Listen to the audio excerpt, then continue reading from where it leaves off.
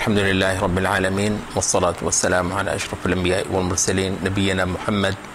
وآلہ وصحبہ اجمعین، اما بعد۔ مفتاح دار السعادہ پر ہماری نشستیں چل رہی ہیں۔ آج کی نشست میں ایک خاصا بڑا مبحث ہے جس کی بہت ساری ڈائمنشنز ہیں، وہ ہم اسے اختصار کے ساتھ اپنی اس کتاب کے جو مضامین ہیں ان کے سیاق میں ہی ذکر کریں گے، اور وہ ہے جہاد کی دو قسموں کا۔ قرآن مجید میں ایک ہی سے الفاظ کی آیت دو جگہ آتی ہے، ایک سورۃ توبہ میں اور ایک سورۃ التحریم میں۔ یا ایھا النبی جاہد الکفار والمنافقین واغلظ علیہم ومأواہم جہنم وبئس المصیر۔ اے نبی جہاد کرو کفار کے خلاف، یہ کفار کے ساتھ اور منافقین کے ساتھ، دو جہاد کرو کفار کے ساتھ اور منافقین کے ساتھ، اور ان پر سختی کرو، سختی اختیار کرو ان کے خلاف۔ ان کا ٹھکانہ جہنم ہے جو کہ بہت ہی برا ٹھکانہ ہے۔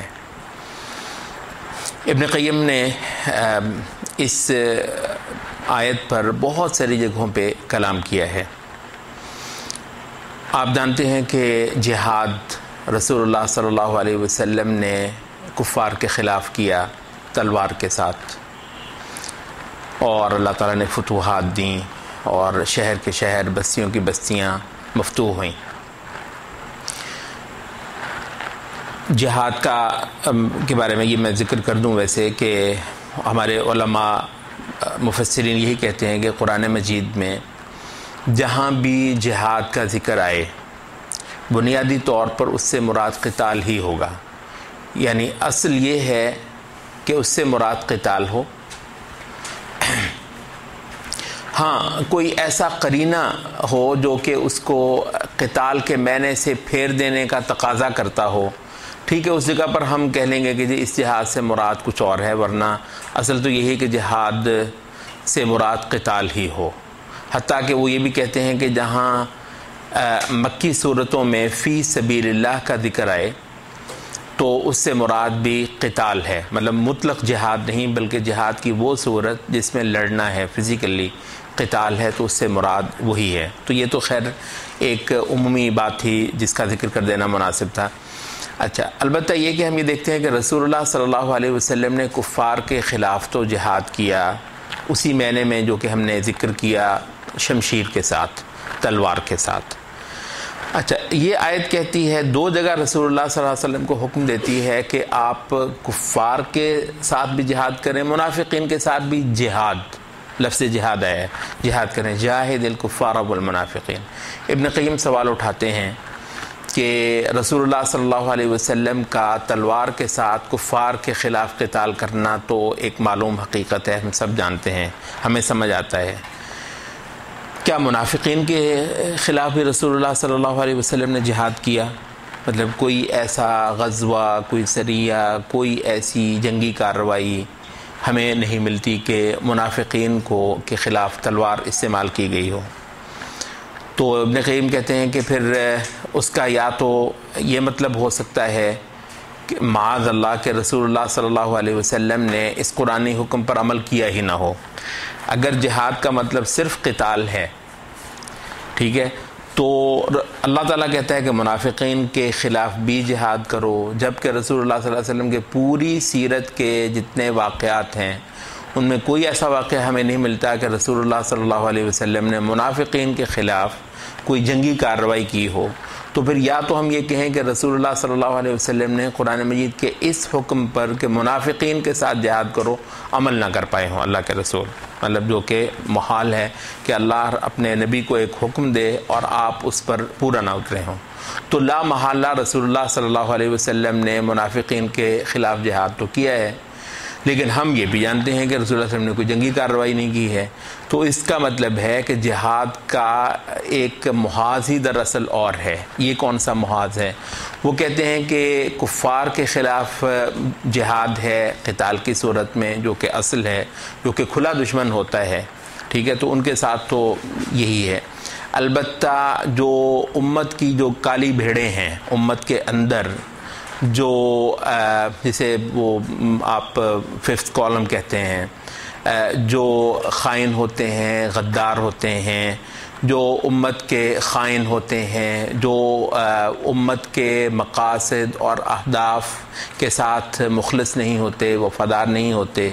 بلکہ وہ کفار کے ساتھ، منافقین، یہود کے ساتھ، عیسائیوں کے ساتھ، مشرکین کے ساتھ درپردہ ملے ہوتے ہیں. ان کا جو ایجنڈا ہوتا ہے اسلامی امت کے معاملے میں اور اسلامی معاشرے کے معاملے میں، اس ایجنڈا کو لے کر چلنے والے سماجی سطح پر، سیاسی سطح پر، ثقافتی سطح پر، قبیلوں کے اندر، قوموں کے اندر اور مختلف شعبوں کے اندر، محکموں کے اندر یہ لوگ پائے جاتے ہیں. اب ظاہر ہے کہ ایسا نہیں ہے کہ مسلمان معاشرے کے اندر اسلام کسی خون ریزی کی ترغیب دیتا ہو کہ آپ یہاں پر تلواریں اٹھا لیں اور مار دھاڑ شروع کر دیں، کیونکہ وہ تو ایک سیدھا ایک محاذ ہوتا ہے کفار کے ساتھ، تو وہ تو تلوار تو وہیں پر ہی نکلتی ہے. تو یہاں وہ کہتے ہیں کہ ہمارے سامنے سیدھا جہاد کے دو محاذ آتے ہیں. ایک بیرونی محاذ ہے جو کہ کفار کا ہے اور ان کے ساتھ آپ نے ہتھیار تلوار اٹھانی ہے. ایک منافقین ہے، ان کے خلاف. اب سوال یہ ہے کہ اگر ہمیں معلوم ہو گیا کہ جہاد ان کے خلاف بھی ہے جو کہ تلوار کے ساتھ نہیں کچھ اور، تو وہ کس چیز کے ساتھ ہے؟ وہ کہتے ہیں کہ وہ ہے حجت کے ساتھ. حجت، دلیل، علم، بیان اور اسلام کی جو حقانیت ہے. جتنے شبہات، جتنے اشکالات، جو کچھ جو ہے وہ مسلمانوں کو ان کی راہ سے پھیر دینے کے لیے ہوتی ہیں، تو ان سب کی سب چیزوں کے خلاف امت کے صدیقین، امت کے علماء، امت کے داعی،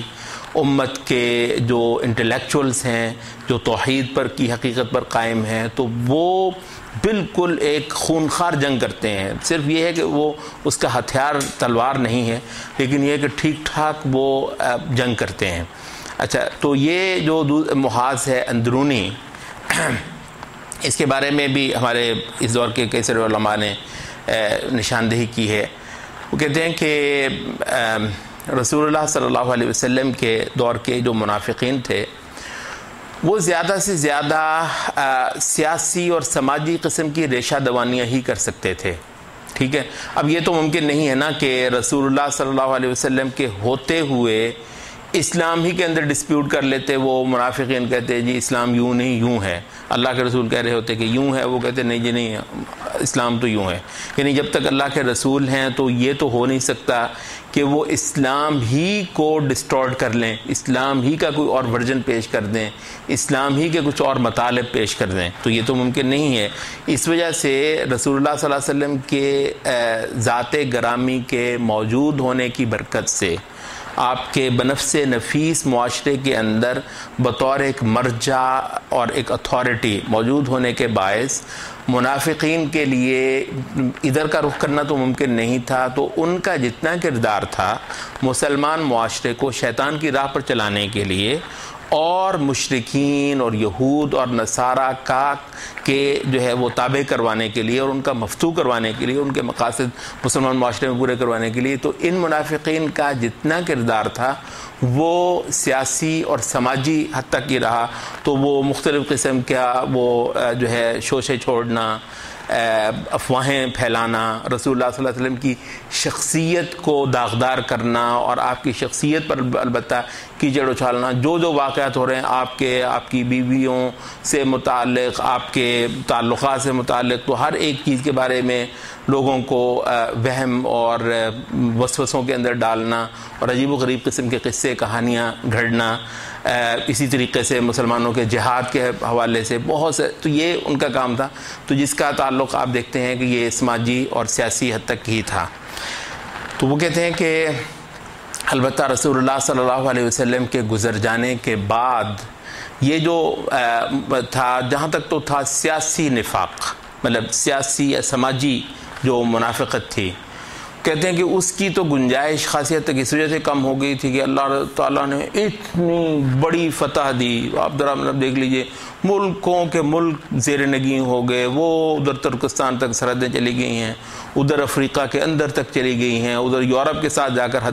سرحدیں آپ کی لگ رہی ہیں. تو وہ تو چکر نہیں ہے کہ اس میں جو ہے نا یہ منافقین کوئی اب سیاسی طور پر کوئی بڑا پانسا پلٹ دیں گے، جیسے کہ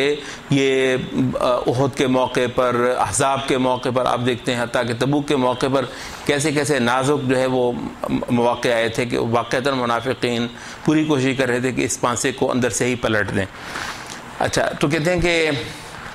منافقین کا جو کردار رسول اللہ صلی اللہ علیہ وسلم کے بعد اتنی بڑی بڑی لمبی لمبی فتوحات کے بعد سیاسی طور پر تو کوئی حیثیت ہی نہیں رہ گئی تھی، گنجائش ہی نہیں رہ گئی تھی. اب وہی نفاق وہی ہے، لیکن اس کا جو میدان ہے کہتے ہیں کہ وہ بدل گیا، وہ ہو گیا زیادہ تر انٹلیکچول میدان. یہ زندیق، اس کے لیے جو باقاعدہ ایک لفظ بھی استعمال ہوا ہماری امت کی تاریخ میں، تو اس کو کہتے ہیں زندیق، زنادقہ اس کی جمع تھی. تو یہ زنادقہ لوگ کون تھے؟ یہ وہ لوگ تھے کہ جو دین کے اندر علمی طور پر جو ہے نا وہ دین کو کھوکھلا کرنا چاہ رہے تھے، وہ دین کی سب حقیقتوں کو الٹ پلٹ کر دینا چاہتے تھے، اور مسلمانوں کے اندر الحاد، مسلمانوں کے اندر باطنیت، عجیب و غریب قسم کے مذاہب، عجیب و غریب قسم کے افکار وہ پھیلاتے تھے. اور مطلب یہ زنادقہ وہ لوگ تھے کہ جن کو حتیٰ کہ تاریخی طور پر یہ ثابت ہے کہ معتزلہ جیسے لوگوں نے بھی ان کو آڑے ہاتھوں لیا. یہ جو زنادقہ تھے، کہتے ہیں کہ قاضی عبدالجبار جو ہے یہ ہارون رشید کے زمانے سے ہی قاضی چلا آتا تھا، تو یہ معتزلہ کا بہت بڑا امام ہے قاضی عبدالجبار. بعد میں اس نے اہل سنت کو بھی بہت زیادہ جو ہے وہ سزائیں دی ہیں. لیکن یہ ہے کہ اس نے جو زنادقہ لوگ تھے یہ زیادہ تر اصل میں جو پرشینز کی کے کچھ غول چھوڑے ہوئے تھے، جو کہ حدیث سے موضوع گھڑنا اور عجیب و غریب قسم کے جو ہے نا وہ الہادی افکار پھیلانا تو وہ کرتے تھے. تو ایسے لوگوں کے بارے میں ایک تو علماء نے فتویٰ یہ بھی نکالا تھا کہ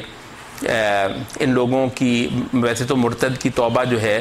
وہ قبول ہے. آپ کو پتہ ہے مرتد اگر قابو آ جائے، بلکہ وہ کہتے ہیں کہ مرتد کو 3 دن دیے جائیں گے، بعد کہتے ہیں 3 دن سے بھی زیادہ دیے جائیں گے کہ اس کے کہا جائے گا اگر توبہ کرنا ہے تو کر لو. اگر وہ جھوٹا بھی توبہ کرتا ہے تو آپ کو اس سے غرض نہیں ہے نا، مطلب اگر وہ آپ کو کہتا ہے تو اللہ حساب تو اللہ نے کرنا ہے، آپ اس کو چھوڑ دیتے ہیں. آپ صرف اسی مرتد کو قتل کرتے ہیں جو مصمم ہے اس بات پر کہ ہاں میں نے تو کفر ہی کرنا ہے، میں نہیں مانتا ہے اللہ کو یا رسول کو یا قرآن کو یا آخرت کو، تو اور وہ اس پر ڈٹا ہوا ہے تو اسی کو ہی قتل کیا جائے گا. اگر وہ جھوٹ بھی ہمیں کہہ دیتا ہے نا کہ جی میری توبہ، میں نہیں کرتا، ہم کہیں گے کہ ٹھیک ہے جا بھی موت کر، تو ہم اس کو چھوڑ دیتے ہیں. تو مطلب عمومی طور پر تو فتویٰ یہی تھا کہ مرتد جو ہیں ان کو توبہ کا موقع دیا جاتا ہے. سب کے ہاں یہی ہوا ہے، سوائے ایک کہ کہتے ہیں اگر کوئی زنادقہ ہیں، یہ در پردہ یہ خباثت پھیلاتے ہیں، جاہلوں کو پکڑ لیں گے، ان کو شک شبہ میں ڈالیں گے اللہ تعالیٰ کے وجود کے بارے میں، محمد صلی اللہ علیہ وسلم کے سچا ہونے کے بارے میں. اب دیکھیں نا معتزلہ بھی یہ تھوڑی کہتے ہیں محمد صلی اللہ علیہ وسلم جھوٹے ہیں معاذ اللہ، مطلب معتزلہ ہوں، حتیٰ کہ جہمیہ تک بھی ہوں جو کہ بدترین صنف رہی ہے گمراہ فرقوں کی، تو یہ بھی یہ تھوڑی کہتے ہیں کہ مطلب قرآن ہو سکتا ہے اللہ کی کتاب ہی نہ ہو، جبریل ہو سکتا ہے کوئی بالکل مذاق ہو. یہ میں وہ بات کر رہا ہوں جو اس وقت آپ یہاں کے یہ جو ملحد قسم کے طبقے ہیں وہ البتہ اس وقت کہتے ہیں. اس وقت تو یونیورسٹی کالجز جو ہیں وہ بھرے پڑے ہیں ایسے طبقوں سے جو بلا شبہ ان کو موقع ملے سے ہی سامنے نہیں کہیں گے. البتہ یہ کہ جیسے ان کو یہ موقع ملتا ہے کہ جی آپ کو کسی حد تک جو ہے نا وہ آپ سن لیں گے ان کی بات اور اتنے زیادہ وہ شدید نہیں ہو جائیں گے، تو وہ البتہ پھر آپ کے سامنے اپنا سارا کھولتے ہیں کہ جی پتہ نہیں یہ حقیقتیں کتنی حد تک صحیح ہیں، کتنی حد تک صحیح نہیں ہیں. ہر ایک کا مذہب ہوتا ہے، ہر ایک کی دعویٰ کرتا ہے، ہم بھی کرتے ہیں وہ بھی کرتے ہیں، یہ چھوڑو یار یہ باتیں، یہ کوئی ایسی ویسی نہیں. یہ ہے زنادقہ. تو وہ کہتے ہیں کہ یہ لوگ کیا کرتے تھے، سامنے تو یہ بالکل مطلب پورے مسلمان بنے ہوتے تھے نا جب یہ سامنے، تو جب بھی ان کو پکڑا جائے تو یہ پکے مسلمان، اور ان کی درپردہ کارروائیاں جو ہیں وہ البتہ اسلام کا جو ہے نا وہ اندر سے کھوکھلا کر دینے کا پورا ایک تحریک تھی، موومنٹ تھی۔ زنادقہ کی تحریک جو ہے یہ اموی دور کے آخر میں ہی چل پڑی تھی، عباسیوں کے دور میں یہ عروج کو چلی گئی تھی۔ اہل سنت نے بھی، معتزلہ نے بھی، اور بھی مسلمانوں کے بہت سارے فرقوں نے، سب نے مل کر ان کو مارا۔ تو اس زمانے میں مسلمان علماء کا ایک فتویٰ جو ہے وہ آیا، وہ یہ کہ ہاں ٹھیک ہے، عام مرتد کا تو یہی کہ اس کو توبہ کا موقع دیا جائے گا، البتہ زندیق کو توبہ کا موقع نہیں دیا جائے گا۔ جھوٹا ہے نا، وہ تو پیر پہ پانی نہیں پڑنے دیتا، ویسے ہی وہ تو کہتا ہے میں تو پکا مسلمان ہوں جی، پورا میرا یقین ہے اللہ پر بھی، رسول پر بھی۔ وہ تو جب اس کو موقع ملتا ہے تو اس وقت وہ کفر بکتا ہے۔ البتہ یہ ہے کہ بہت بڑا عالم ہے، بہت بڑا اس نے محنت کر رکھی ہوئی ہے، بہت بڑے، یہ ادیب بہت بڑے تھے، بڑے بڑے ادیب تھے، بڑے بڑے شاعر تھے۔ آپ ذرا دیکھ لیجیے، ریلیٹ کر لیجیے اپنے دور کی یہ جو ترقی پسند کا پوری ایک موومنٹ ہے، یہ سارے کے سارے بڑے بڑے انٹلیکچوئلز، بڑے بڑے فلسفی، بڑے بڑے گہرے علم کے اندر، اور ادب پر، شعر پر، اور کلام کی تمام اصناف پر پوری قدرت اور دسترس پا رکھی ہوئی ہے۔ مگر یہ ہے کہ ایسے لطیف انداز میں، اس سٹل انداز میں شکوک پھیلانا ہے جنت کے بارے میں، آخرت کے بارے میں، حوروں کا مذاق، جنت کی نعمتوں کا مذاق، جہنم کی آگ کا مذاق، اس طرح پر اس پر چٹکلے چھوڑنے۔ تو وہ کہتے ہیں تو یہ فتویٰ مسلمان علماء کا، کسی ایک آدھ کا نہیں، بہت بڑی تعداد علماء کی، بلکہ تقریباً سبھی فرقوں کے علماء نے فتویٰ دیا تھا کہ زنادقہ لوگ جو ہیں یہ اگر قابو آ جائیں تو ان کو توبہ کا موقع دیے بغیر ان کو قتل کیا جائے گا۔ حتیٰ کہ اگر وہ کہیں بھی کہ جی میں تو پکا میرا ایمان ہے، ان کو اگر ان کی کارروائیاں ثابت ہو گئی ہیں کہ وہ کسی زنادقہ کی موومنٹ سے بلونگ کرتا ہے، تو وہ پایا ثبوت کو پہنچ گیا اس کا، تو اس کو کوئی موقع توبہ کا دیے بغیر اس کو قتل ہی کر دیا جائے گا۔ تو یہ جو انٹلیکچوئل نفاق جو ہے، مطلب تو منافق جو تھی اسلام کے ساتھ، یہ اس کا جو ہے وہ بعد کی صدیوں میں رسول اللہ صلی اللہ علیہ وسلم کے بعد سیاسی اور سماجی ان کے بس کی بات نہیں رہی تھی، تو انٹلیکچوئل انہوں نے محاذ جو ہے وہ دھار لیا تھا، اور امت کے محدثین نے، مفسرین نے، امت کے علماء نے ان کے خلاف ٹھیک ٹھاک کام کیا تھا، اور اللہ تعالیٰ نے مطلب مسلمان معاشرے کو ان سے پاک صاف کیا تھا۔ تو آج اگر آپ دیکھ لیں تو ہم اسی زمانے میں، ہمارا اس وقت آج کی نشست کا وقت ختم ہو گیا، انشاءاللہ اس موضوع کو ہم کل بھی تھوڑا سا جاری رکھیں گے، کیونکہ یہ موضوع جو تھا تھوڑا سا اگر میں اس کو کھولتا نا تو شاید وہ پوری طرح سمجھ نہ آتا۔ تو آج کی بات کا خلاصہ یہ ہے کہ جہاد جس حقیقت کا نام ہے، جو کہ اللہ تعالیٰ سے وفاداری کی حد ہے، جہاد جس میں آپ مرنے مرانے تک چلے جاتے ہیں، تو اس کے دو محاذ ہیں، ایک محاذ ہے تلوار کا، اور ایک محاذ ہے حجت کا، بیان کا، دلیل کا اور علم کا۔ یہ پہلا جو محاذ ہے وہ کفار کے ساتھ ہوتا ہے، دوسرا جو محاذ ہوتا ہے وہ منافقین کا محاذ ہوتا ہے۔ دونوں کے خلاف جہاد کرنے کا قرآن مجید کے اندر حکم ہے، اور رسول اللہ صلی اللہ علیہ وسلم کی زندگی میں بھی دونوں کے ہی خلاف جہاد کا جو ہے وہ عمل ہوا ہے، جبکہ ہم یہ دیکھتے ہیں کہ منافقین کے خلاف رسول اللہ صلی اللہ علیہ وسلم نے تلوار نہیں اٹھائی ہے۔ تو یہ ابن قیم اصل میں اس طرف کو لے کر آنا چاہ رہے ہیں کہ بھئی یہ جو جہاد کی دوسری قسم ہے یہ کون کرے گا۔ تو اس کے لیے ضروری ہے کہ موومنٹ ایسی اٹھے جو اسلام کی حقیقت پر گہرا علم پائے، دسترس پائے، اور پھر ان ہتھیاروں کے ساتھ امت کے داخلی جو محاذ ہے اس پر منافقین کا ناطقہ بند کرے۔ یہ اسلام کے فرائض میں سے ایک فرض ہے، اور اس کے بغیر اسلام کی اقامت نہیں ہوتی ہے۔ اقول قولی ھذا واستغفر اللہ۔